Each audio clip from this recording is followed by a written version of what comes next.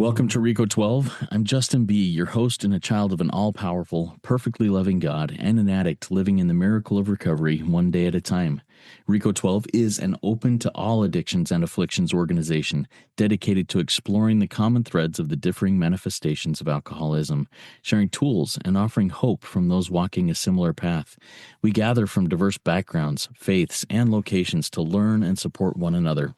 Our speakers come from various fellowships and experiences, demonstrating the universal principles of recovery. RICO 12 is not allied with any particular or specific 12-step fellowship. This is RICO 12 speaker meeting number 402. Thank you for joining us live or on the recording later. Today's speaker is Susie B., who is a first-time RICO 12 speaker, and she's talking today to us about gratitude in action. And I look forward to hearing more about her message in just a few minutes. But first, for a few quick announcements. RICO 12 offers a variety of recovery resources, including podcasts and social media communities. To explore more, visit www.rico12.com. That's RECO12.com. Or check the chat and show notes for the links. I am still seeking some speakers for the 12-week series that we're going to start at the beginning of February on each of the 12 steps. So if you or someone you know has something that your higher power is putting on you, have a favorite step that's just sitting on you and you would like to share about that, please reach out to me via email at rico12pod@gmail.com and we'll line things up. RICO 12 is self-supporting, and your contributions help us continue this message. Thanks this week to Catherine for her contributions to RICO 12. The information on how to do that will be in the chat and show notes and on the website at rico12.com/support.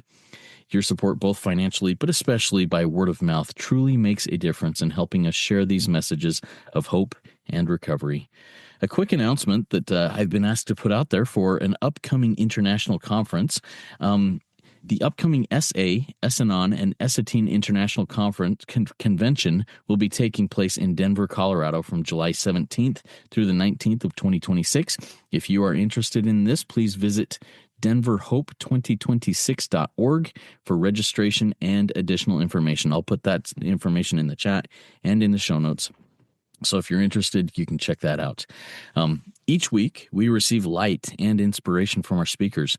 Their experience brings hope, meaning, worth, and growth to us as listeners. Now I'm going to welcome today's guest speaker, Susie B., and give just a little bit about her before I turn the floor over to her. Susie's SA sobriety date is April 20th of 2024 or 2014. Her AA sobriety date is February 28th of 1992. She has been involved in some 12-step recovery since the summer of 1991. Her SA home group is in Lewiston, Idaho, just down the road from me a little ways. Susie has been active in the SA service structure at the local, intergroup, and regional levels. This month, she completes a 3-year term as a delegate from the Northwest region to the SA General Delegate Assembly. Susie, take it away. The floor is yours. Thank you, Justin.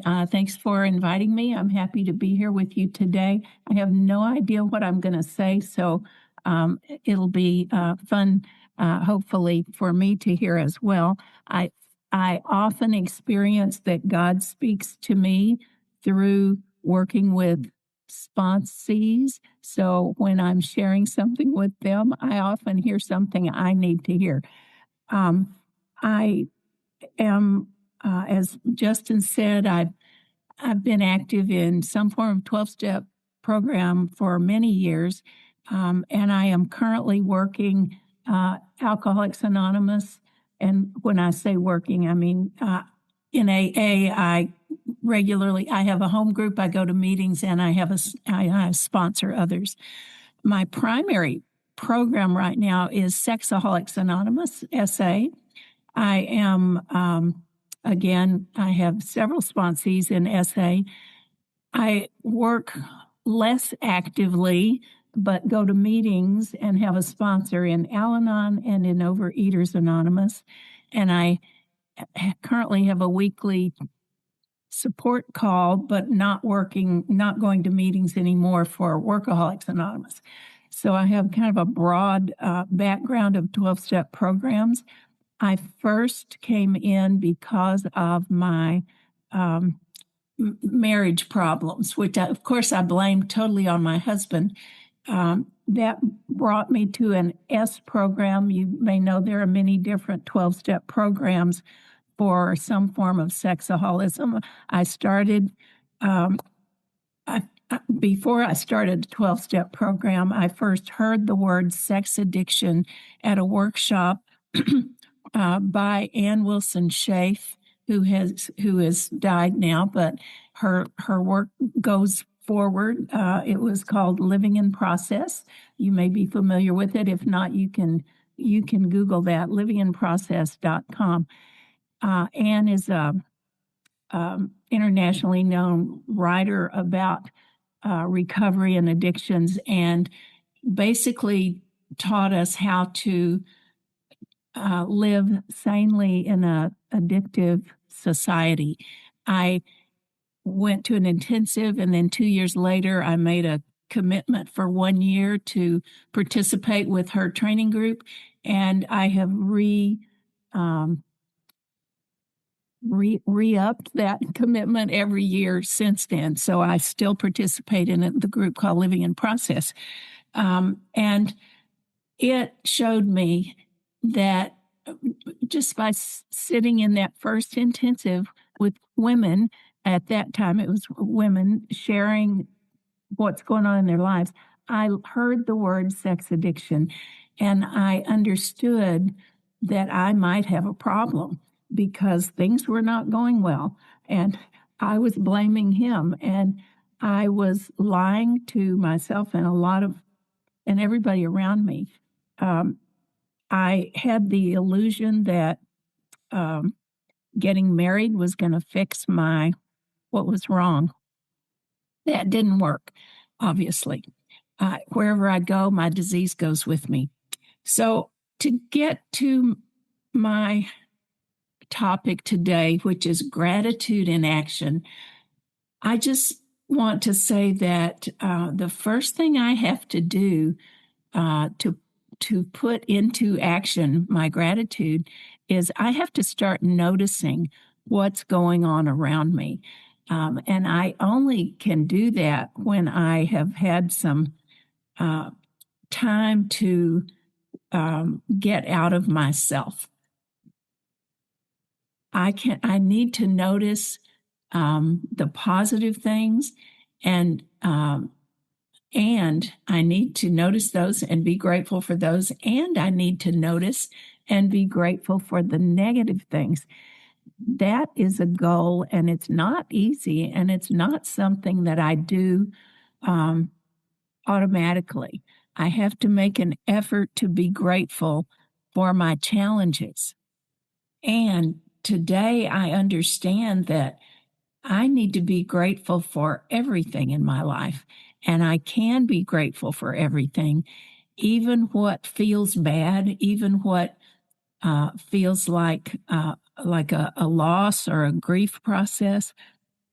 I can have gratitude for those things because today I understand that I have a higher power who is always with me and always going to help me learn what it is I need to learn from those things.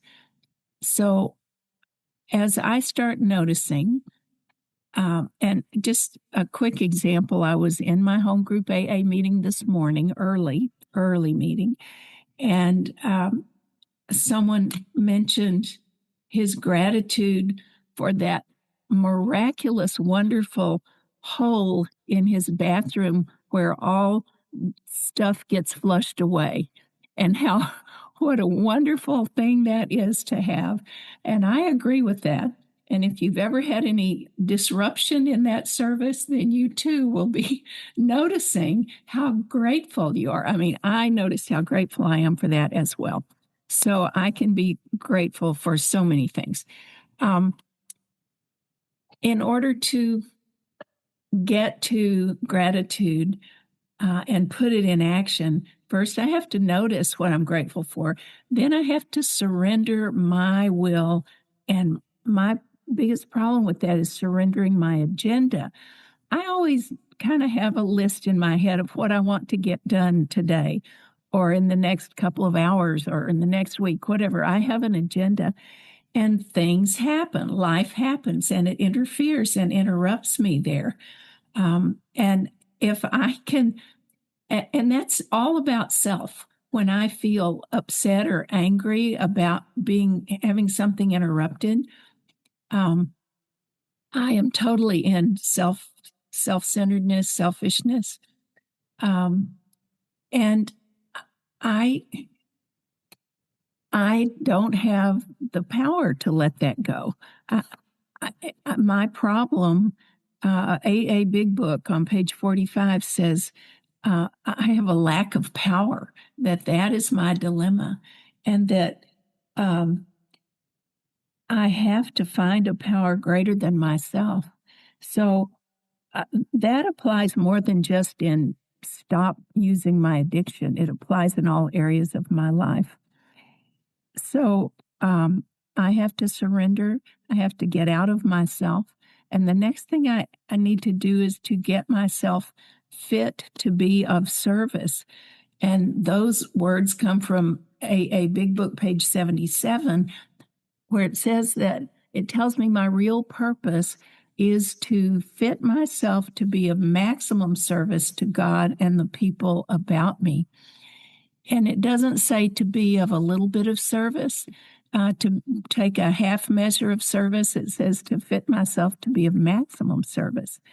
So for me, how do I do that? Well, that is where I need to work the steps. I need to study the steps, the traditions, the concepts. I need to have an idea of, for me right now, my primary program is SA, Sexaholics Anonymous. And I need to have an idea of how this works. You know, what are the pieces that they suggest will help me to be sane and sober, and always I'm working toward that goal of being happy, joyous, and free. That's where I want to be. So how do I get fit for that? Well, I need to study. I need to go to step studies. I need to, of course, work the steps myself with a sponsor. I need to do what I don't want to do in order to get the results I want. So that means I need to do that fearless and searching moral inventory. You know, that's not just something that I thought, oh, wouldn't that be nice to do? No, I came to it out of pain. Pain is a good motivator for me.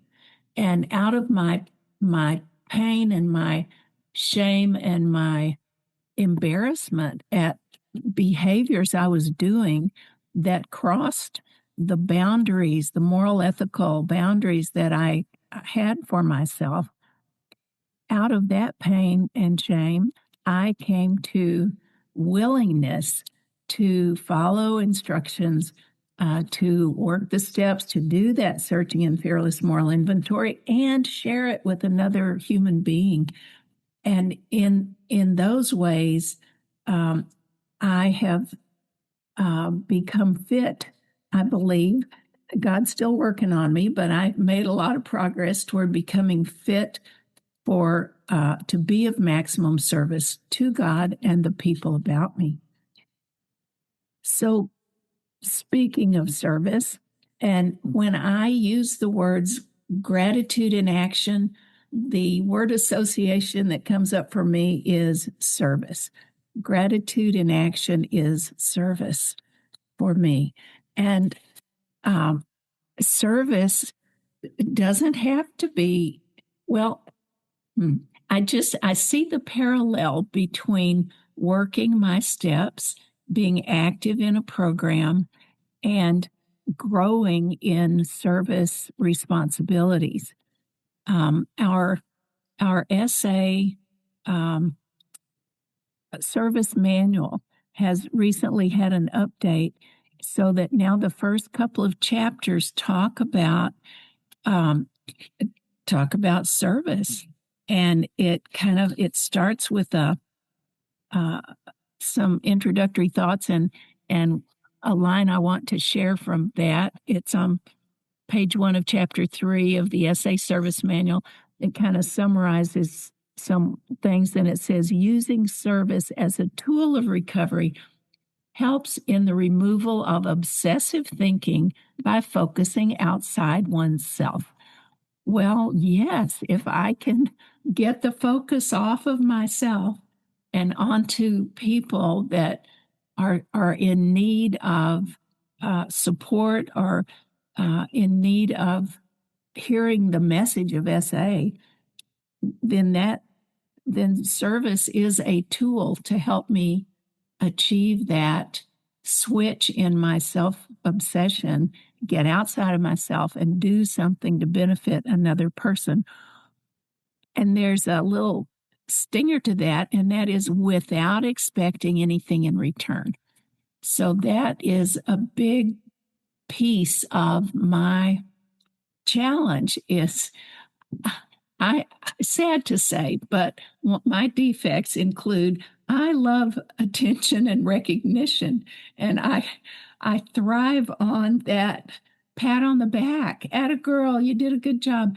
I I like those things. I know some of that's normal, natural, but as we learn in essay, my defects are often natural um, desires that have been taken overboard, to an extreme. So that's where I need to find the balance in um, gracefully saying, thank you, I'm glad you liked something I did, and letting it go versus thriving, needing it for air, for sustenance. And so using service as a tool of recovery can definitely help me get outside of myself.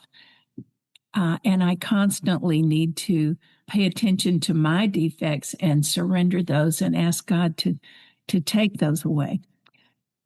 Okay, so I was saying there's a parallel between as I work the steps and as I grow in recovery, then my service can take on different forms.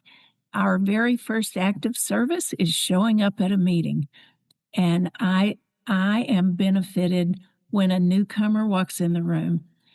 So that newcomer has done service, provided a service for me that day. I don't know if any of you have ever been traveling and gone, tried to find a meeting, found a listing, went to a meeting, and nobody was there. Nobody showed up to open the door. Nobody was there to greet you. That is a pretty miserable feeling. So, I think anytime anybody shows up at a meeting, I'm grateful that somebody else is there and they are doing me a service. I in the SA service manual, it also has a list, and it divides service into 3 categories. The first category is early days, and then progressive victory, and then continuing the work. So in early days, staying sober is also an act of service.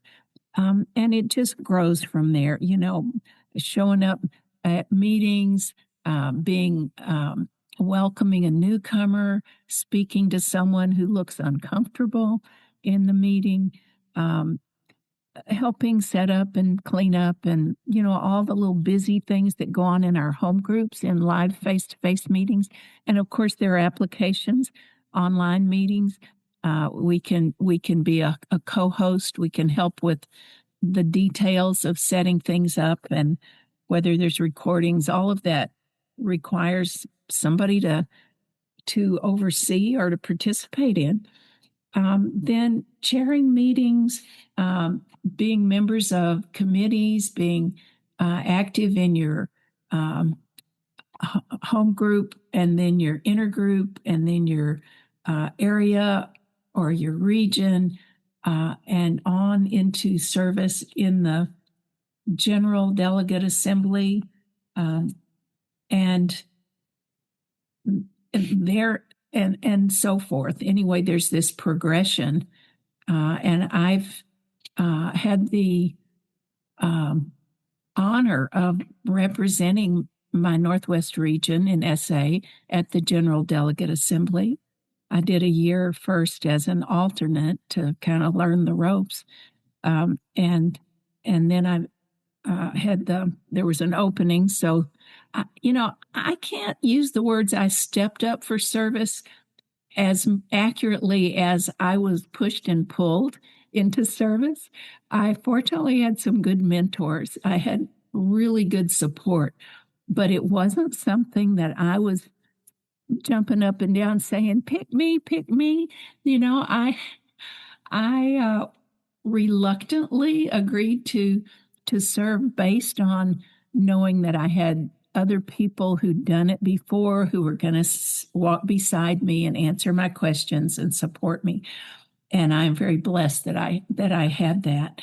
So I did serve at that level for SA, and it is so, participation is so important. Our SA White Book talks about it's like step 0, recognizing I can't do this alone. I cannot recover alone. I need other people, and participation in the fellowship is an essential part of my recovery today. Being involved, I do pretty well with staying busy. I like to participate and be part of. So that was helpful to me. And I think it's essential for my recovery that I am participating with others. I mentioned earlier about sometimes when I talk to a sponsee, I hear what I need to hear come out of my mouth, and I do trust that's a God thing. And I believe that applies in service as well for me, that I often, I don't know what I need, but if I am willing and I step up, then God gives me what I need and hopefully speaks through me if I can get my ego out of the way. And that's true when I talk to sponsees or when I'm doing service, when I'm trying to explain a motion or something that I want other people to hear. I have to get my ego out of the way, and I have to let go of, in all service, I have to let go of that need for recognition, for reward, for, people to owe me something, that I have to do it with no expectation of repayment from the person. It's not like I'm building up a bank account and I can draw on it when I need something from them. That doesn't work for me for service. Also, the illusion of prestige or power, it's totally an illusion. And the better I recognize that, the better I can be of service. Let's see. Actions of service are one of the things we learn in SA is to take the actions of love. And that's kind of a unique thing that correlates in my mind with taking actions of service. If I don't feel loving towards someone, I can still take an action of love. And that includes not gushy, gooey, kissy love, but showing respect, listening, not secretly rolling my eyes, when I think they're not looking. Even if I don't like what someone else is saying, I can still listen respectfully, and that's an action of love. And of course, there are many little small things. that where I can practice taking actions of love. And I do that hopefully in my meetings, in my groups, with my husband at home. That's of course very important. And in summary, I will just say there's another line from the SA Service Manual that says, "We were learning how to give. The measure we gave was the measure we got back." That's a quote from the SA White Book, page 62. "We do our best, relinquishing the right to reward or recognition, and leave the results up to God." So that's the other place that I sometimes have trouble with, is leaving the results. Do my best, leave the results up to God, and then uh, move forward one day at a time, one step at a time. So, with that, I think I can close, if that's okay, Justin, and I will pass back to you.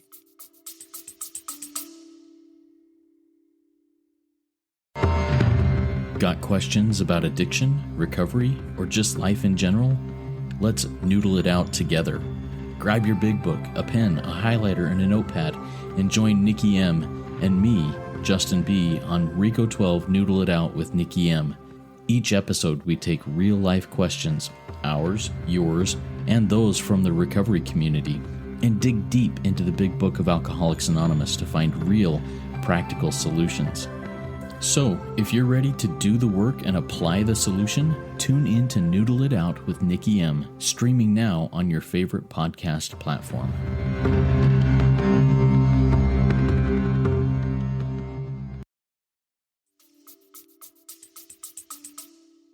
Awesome. Thank you so much, Susie. I really appreciate your sharing. I've written down a ton of questions here and some thoughts that I have, and I've received a question so far from our live audience.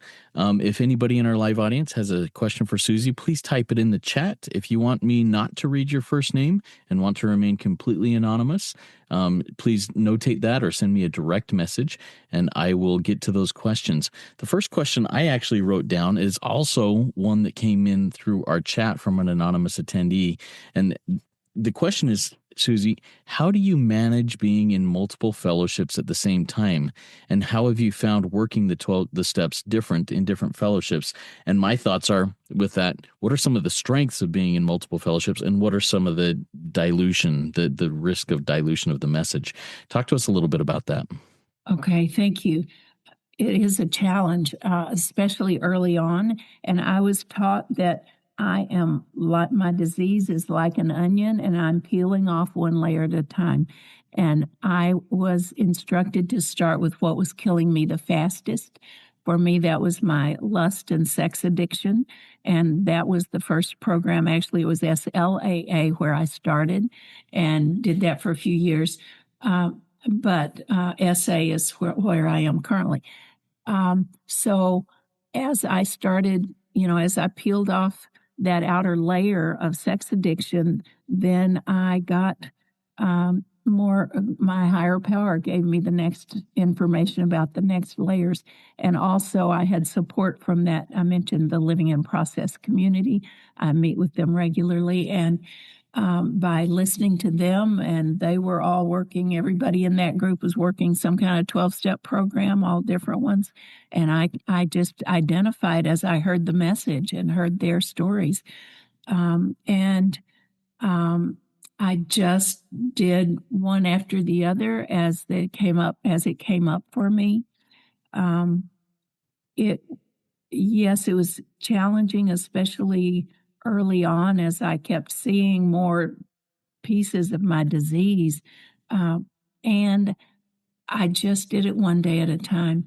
Some of the differences, the big differences that come up for me, are between AA and most of my 12-step programs and Al-Anon, because in Al-Anon,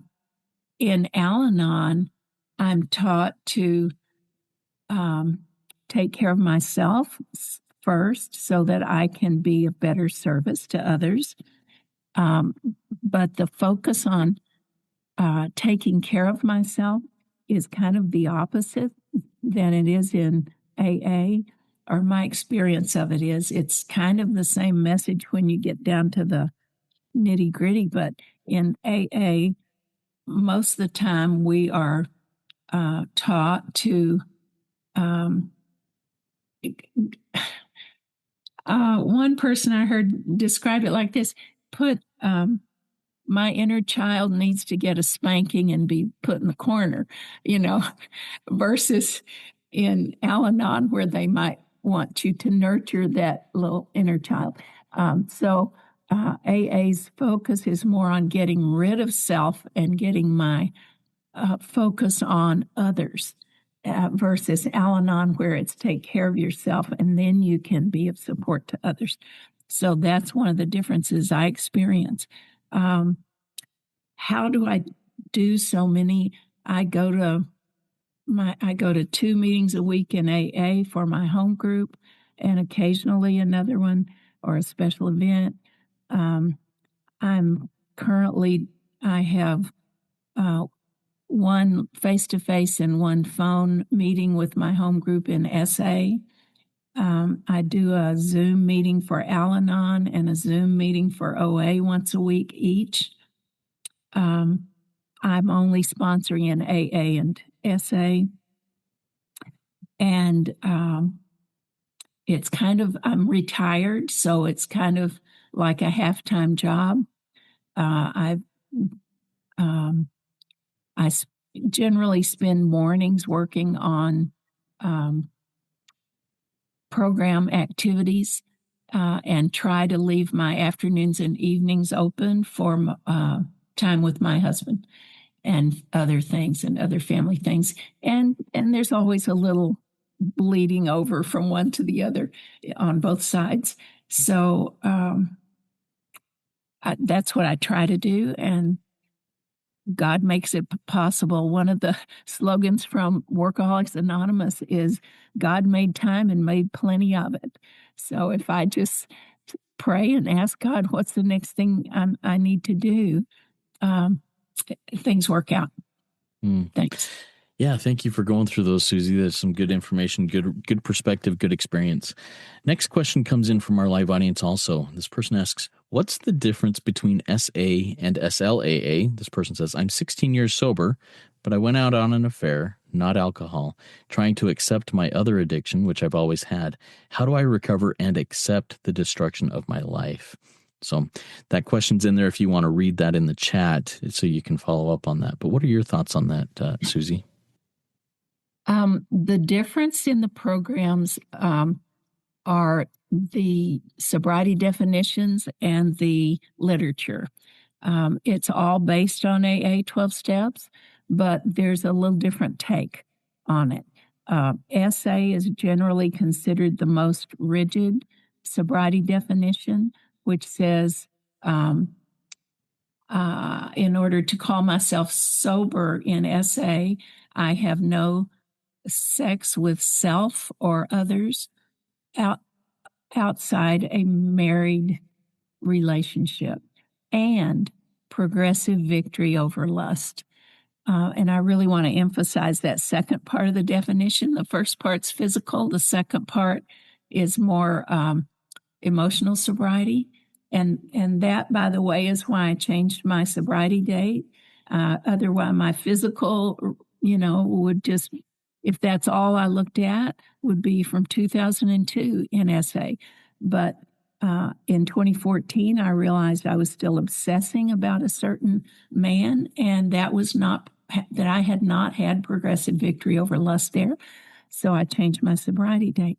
The other S programs, there are a couple of them I'm familiar with SLAA more because I started there. And it lets you basically set your own recovery definition because it says we know what we need to stop doing.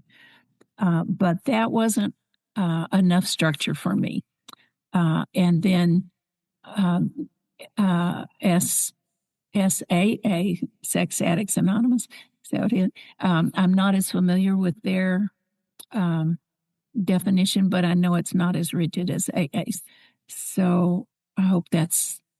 Oh, and you had another part to your question. How do I recover and accept the destruction of my life is kind of the next part of that.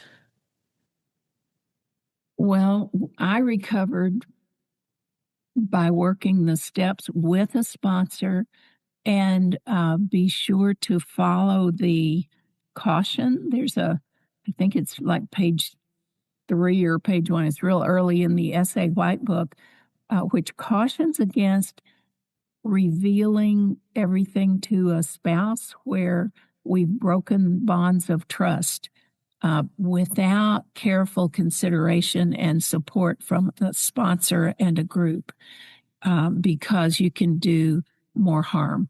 So I would put that caution in there for you. Don't use your primary relationship, wife, girlfriend, whatever, boyfriend. Don't dump on them to relieve your guilt, because it can definitely do more harm. So accepting the destruction of my life, I had, the steps is the best answer to that question. I did harm, and I had to work the steps, including the amends process and living amends, in order to heal and support my family members to heal from the damage that I did. Thank you for walking through that, Susie. Great experience, strength, and hope there. Your talk is gratitude in action, and I love how you went into this, but you started out saying, you know what, I need to be grateful even for the challenges in my life. Man, how do you do that, Susie? If it feels like my life is crumbling around me, how do I say, you know what, God, I'm grateful for this? How do you keep that perspective? With some difficulty. As I also said, I have goals. I don't always live up to them. But I think that is a matter of support, also a lot of support from other people and from my faith community. I have some basic beliefs that my higher power always has me in the palm of his hand, and that no matter what life throws at me, I am cared for, I'm loved, and I am held. And I have something to learn. And as long as I remember that I've got something here that I need to learn from, that helps me. It doesn't mean that I ignore my feelings. It's important for me to recognize that I feel sad, I feel grief, I feel angry, whatever it is. I need to recognize that and feel that, and always trusting God and asking God to show me what I'm supposed to learn here.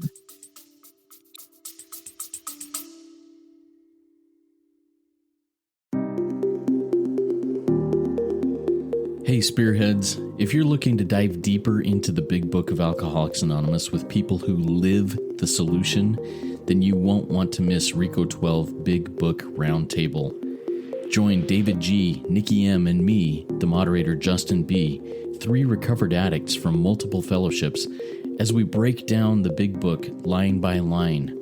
In each 30-minute episode, we share our experience, strength, and hope in a real, raw, and practical roundtable discussion. So, if you are ready to learn and apply what you learn, tune in to RICO 12 Big Book Roundtable on your favorite podcast platform.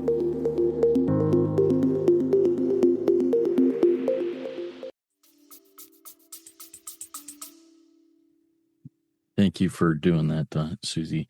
Next question I have for you is actually a very current situation in my life. I was recently in a job interview, and I'm going to ask the question first, then I'll share my little experience and get your feedback. So the question basically is, how do you accept not getting a pat on the back?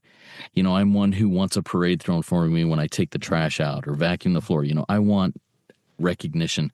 I was recently in a job interview for a position, and the person who was interviewing me said, how would you feel if you put a whole lot of work into something and made a big difference and didn't get any recognition for it? And it was a great question, and I answered it honestly based on my experience, but I'd love to hear your take on this. How do you deal with not getting recognition for great work you're doing? That is a good question. I don't know that I've got a single answer. I think it depends on the circumstance. I think in some situations, I will ask for what I need. I have said, did you notice that I did this? And I would just like some acknowledgement. I've learned that I have to ask for what I need, and that other people can't read my mind. So that's one answer. Another reaction I might have is to feel angry and to then do whatever I do that day with anger. Fortunately, I have a program.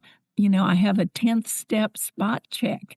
I can notice I'm feeling resentful and angry toward this person.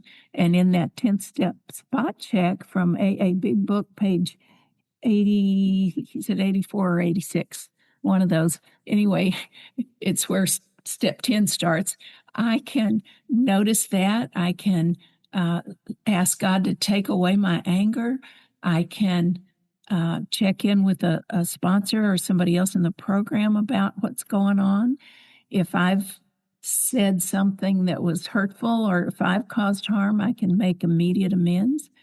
And then the one that's easiest for me to forget on that 10th step spot check is then turn my thoughts to someone I can help. It doesn't say I have to rush out and help them right now. It says turn my thoughts. And so I think about that. And very often I summarize that little thing and send it off in a text message to a sponsor or someone else in the program. And that's helpful. That would help me in that situation. So those are two different reactions I might have. Thank you. Yeah, thanks for sharing that. And for me, my answer included, you know what, I have come by painful experience to acceptance that sometimes, no matter the great work I do, I'm not going to get that pat on the back. The parade's not going to be thrown. And I've just got to be satisfied with the recognition of one. And I pointed up, recognition of one who matters, But yeah, it's such a hard thing for someone like me who wants recognition when something happens. So no, this is good conversation on this. Next question that I have for you, Susie, comes from Laura. Laura says, and this is a follow-up on the multiple fellowship thing. What are some of the unique challenges in the different fellowships of AA and SA? Fellowship meaning serving or interaction with members in those fellowships. For example, women are a minority in SA. Unique challenges.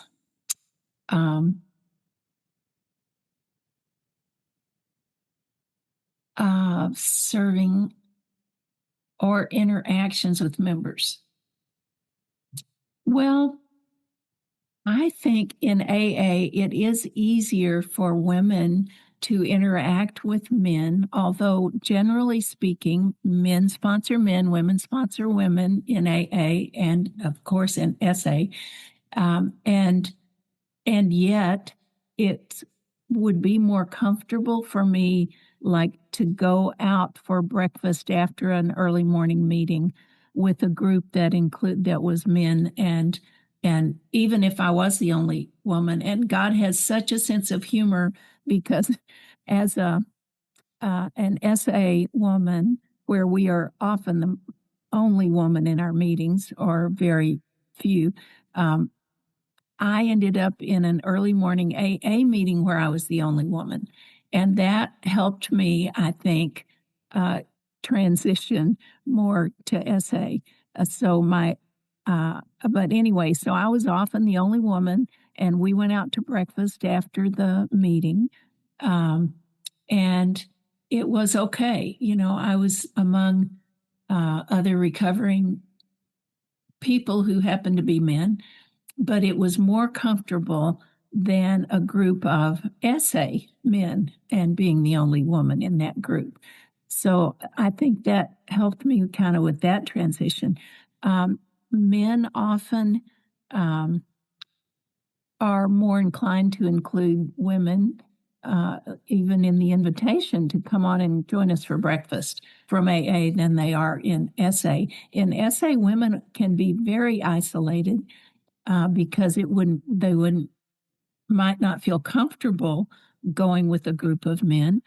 And even if they felt comfortable, the men might be uncomfortable. And that is often based on fear, their fear that the woman might do or say something that triggers their disease or whatever. And as the White Book says, what better place to work on and to get those temptations of being together in a meeting than with men and women together, either in a meeting or in fellowship afterward. I think that's really helpful, and I really, my experience has been such similar to what you just shared at the end of that. When I first came into program, it was men only, and if there was a woman in the meeting, that was like triggering for me initially. But as I have worked further in my recovery, I have found that it's been helpful for me to have women in the meeting because it invites me in a semi-forceful manner to see them as humans rather than objects, and not objectify, but see the human side of things. Do you have any further thoughts on that as I share that experience of my own with you?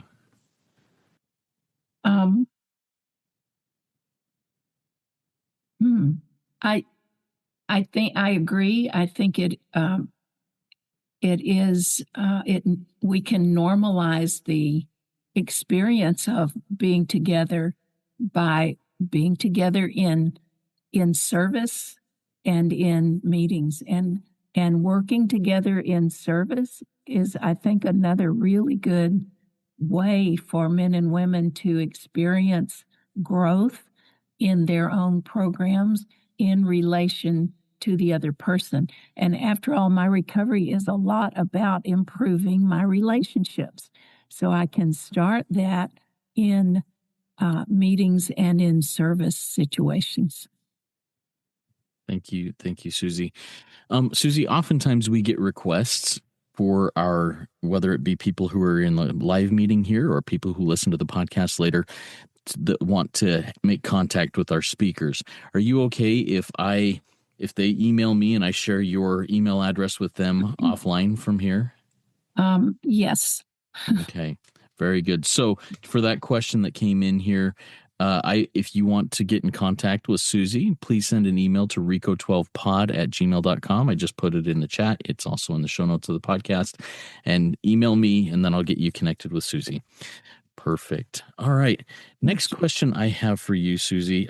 You talked about kind of being pulled and pushed into service in SA. It wasn't your hand was raised, pick me. When I first came into the recovery rooms, I was hand raised, pick me. I wanted the spotlight. I wanted it, like I said, I like that attention. That's kind of how I'm wired. Thus I do a podcast, but I'm grateful that God has shifted that perspective a little bit and made it a strength rather than an ego thing. But anyways, talk to me about that process and the stepping up and going from the pick me to the, I'm willing to do what the group, what my higher power, whatever wants me to do.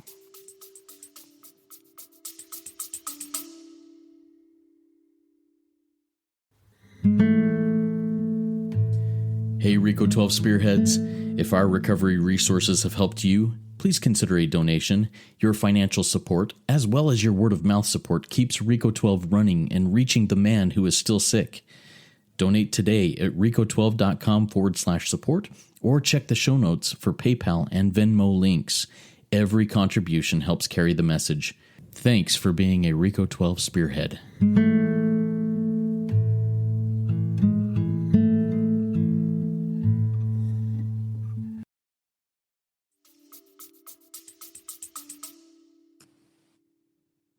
The process for me was, where was I? I was in, I had progressed from my home group to my intergroup, and was in service there as a GSR first, and then I chaired the intergroup, and then to the region as I showed up at the regional meetings. That just there was a vacuum, there was a need, there was a empty service position that needed to be filled, and I prayed about it and was encouraged by people around me to go ahead to do it. And as I said, they didn't just push me into it; they pulled and said, "We'll help you."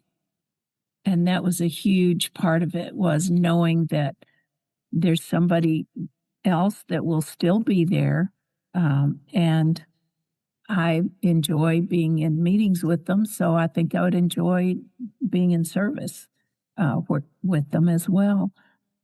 So there was that personal connection that was helpful for me to become willing.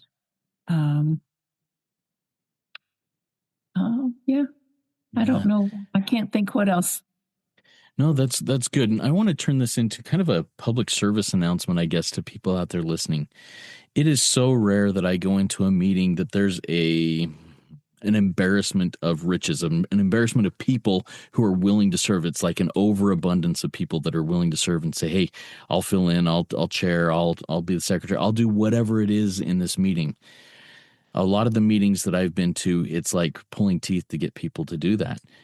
If I'm in a meeting, and I put that invitation out to each of us here, if you're in a meeting that needs help, there is almost no better way in the world to work your recovery in a productive manner than to say, "You know what? I'm willing to do it. My hand's raised. Let's make this happen. Teach me. I may be uncomfortable, but let's do this." And I have seen such cool transformations in people when they go from being in the back row of a meeting, being quiet. They've been there for a long time, but they're quiet. They never participate, to someone who's participating. All of a sudden, a light comes on. Susie, have you seen those types of transitions and transformations happen in people when that happens? Yes, absolutely. It is for sure helpful for my recovery, and I see that in others, to be of service. It really strengthens my recovery, and I see other people growing as they do that. And I'll follow up with your public service announcement and say, I know for SA, and I believe for probably all 12-step programs, there are openings in committees that need to be filled. And in SA, we have what we call trustee committees, and the Board of Trustees has this long list of committees, and you find them listed in the SA Service Manual. And all of those committees are open to any member. You don't have to be a delegate or an alternate delegate or a GSR or anything. All members, there may be a sobriety requirement for it. You may need to fill out a little application and apply to be a member. And the meetings are always open, whether you're a voting member or not. If you're interested in, like, Public Information Committee or Literature Committee or the Correctional Facilities Committee, you can just contact the General Service Office and for your fellowship, and find out how to go, when they're meeting and what's required. And it's so important for members to participate in those committees. It's the foundation of our programs and how they keep functioning. Thank you. Yeah, thank you. And I just have a couple more questions for you, Susie, as we start to wrap this up. First question is, you talked about taking the action of love, even when I don't feel love towards a person. Man, that is such a hard thing for, I think, most people. Talk to me how that looks. What does that look like in action? Okay. Let's see. I can be really annoyed by unruly child in a grocery store, and and I can ask God to show me tolerance and help me to see what would be an action of love. So it's as simple as, instead of frowning at the mother and the child, I can smile and give them a gentle, maybe let them go ahead of me in line so she can get out of the store with this unruly child. Or what can I do to support them? Not much physically directly, because I don't know them, but just sometimes just a smile or a yield of right away to let them go ahead. And at home, I might. Oh, here's a good example. This morning early, my husband he made my breakfast. It was wonderful. I went to an early meeting. I got home. He knew I had this coming up, and he cooked up breakfast for me. And he unloaded part of the dishwasher, which was nice. And then I pulled out the silverware drawer to grab a utensil, and he didn't put them in order. He dumped all the silverware. They were all which way. And, my immediate reaction was, couldn't you take a minute and put the spoons with the spoons and the forks with the forks? Otherwise, they're just all over the place. And so I have to, that's just a silly little thing. And that's kind of annoying. I felt annoyed. That's what I need to say. I felt annoyed's not really a feeling, but I was annoyed and impatient and judgmental and critical, and I kept my mouth shut. And that was an act of love, to keep my mouth shut, because he was obviously in a hurry or something. And it doesn't matter. I can keep my mouth shut when I want to be judgmental or critical. And that's up for me a lot, judgment and criticism. So, an action of love might be to just pick up the dirty socks from the floor and throw them in the basket instead of complaining. And anyway, little things like that are what come up first for me. Yeah, I love that. Go ahead. I forgot to say the rest of that. I take an action that I don't want to take, and then the feeling follows. Then afterward, I can start feeling love and compassion, like the unruly child in the grocery store. I might not want to at first because I'm disturbed, but anytime I'm disturbed, there's something wrong with me. That's another one hard to remember, but yeah, true. I love that you're willing to share that real life, in the moment experience today. And I would never throw the dishes in like that. Yes, I would. I'm grateful you shared that. I love that. All right. Before we wrap up, Susie, do you have any final words of wisdom for us? Oh, wow. Okay. Words of wisdom. I am as sick as my secrets, and I need all of you. I need to not think I've got this, because I don't have it on my own. I'll pass there. Excellent. Thank you so much, Susie. And I think that word of wisdom, I'm as sick as my secrets. Maybe you'd already shared this with a sponsor or somebody else in program, but that morning experience with the silverware, I'm grateful you shared that, because that's a beautiful way to get those secrets, those emotions out without letting them, cause havoc.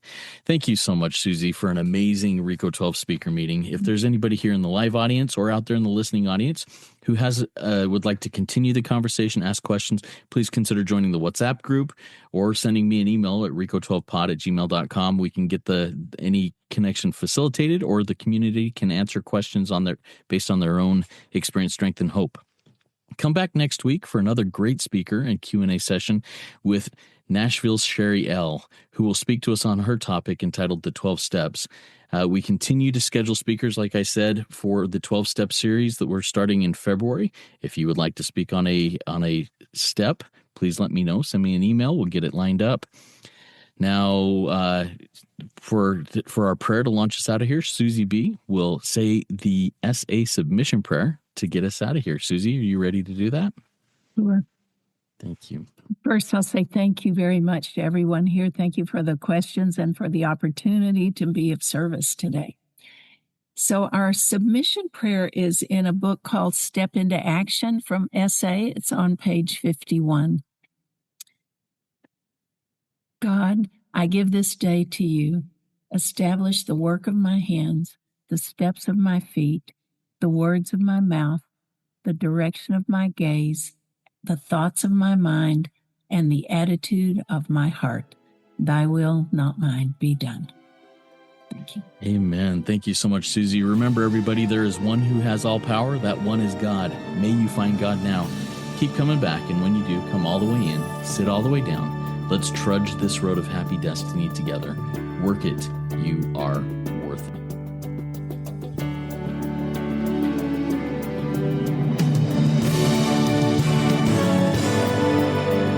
Standing still a moment, carving out this time, reflecting on the landscape of this life of mine.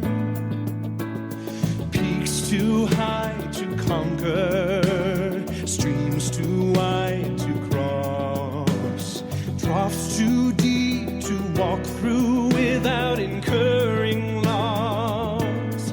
Yet here I am, still standing tall, despite the rough terrain. One like me survived the storms and walked through wind and rain. Still standing, I will fight the good fight, still searching for glimmers of light, feet still on the ground. I can still be found, standing still.